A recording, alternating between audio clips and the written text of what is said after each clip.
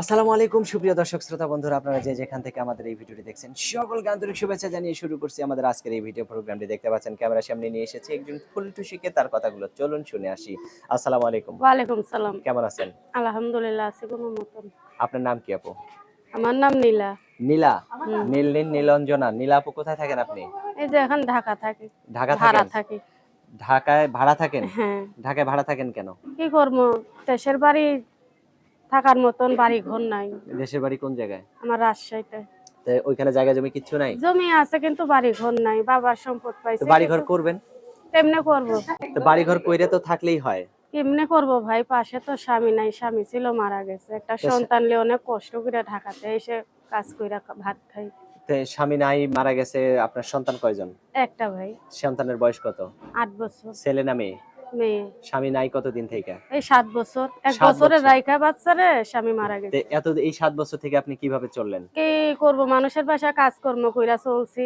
অনেক কষ্ট হইছে, তারপরেও আল্লাহর। তো এখন আপনার সন্তান তো বড় হয়েছে, 8 বছর বয়স, তাই না? হুম। তো এখন যদি কেউ বিয়ে করতে চায়, বিয়ে বসবেন? হ্যাঁ, ইনশাআল্লাহ বিয়ার শাদী আগে করব। কেউ বিয়ে করতে চাইছিল?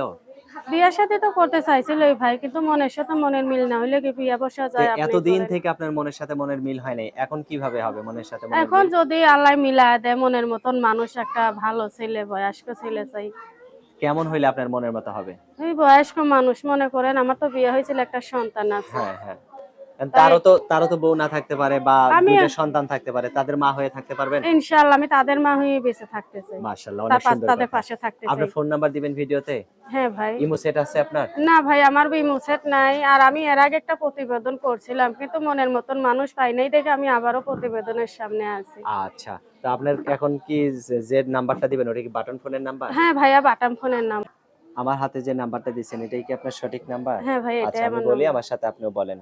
018 018 79 79 48 48 79 79 38। 38। এটাই তো আপনার ফোন নাম্বার হ্যাঁ না? ভাই, এটাই আমার ফোন আচ্ছা, নাম্বার। ফোন দিলে তো আপনিই ধরবেন। হ্যাঁ, আমি ধরবো। আচ্ছা, আর কিছু বলার আছে আপু? আর কিছু বলার নাই, যা এই একটু ভালো মনের মানুষের ফোন দেয় যেন, বিভিন্ন অন্য মানে মানুষের আজে ফোন বাজে লোকেরা আজে যেন বাজে ফোন ফোন না দেয়। না দেয় ভাইয়া। আচ্ছা, ঠিক আছে আমি আপু। খুব কষ্টে করে প্রতিবেদনের সামনে আছি, আমি অনেকটাই কষ্টে আছি। আচ্ছা, ভালো থাকবেন আপু, হ্যাঁ?